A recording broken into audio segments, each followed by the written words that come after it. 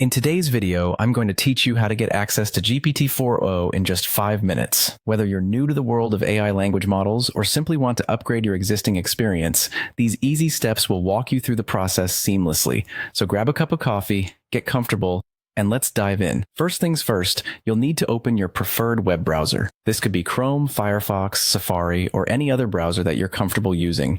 Just ensure it's up to date for the best performance and security. Once your browser is open, head over to the ChatGPT website. You can do this by typing the URL directly into the address bar, or simply searching for ChatGPT in your favorite search engine and clicking the official link. Now that you're on the ChatGPT homepage, if you already have an account, you'll want to log in with your credentials. But if it's your first time, no worries. You'll need to create a new account. This process is straightforward. Just follow the on-screen prompts and you'll have your new account up and running in no time. Once logged in, you'll notice that ChatGPT's free tier now includes access to a level comparable to GPT-4. This means you can enjoy enhanced AI capabilities without having to spend a dime. With your account ready and access granted, it's time to start interacting with the model.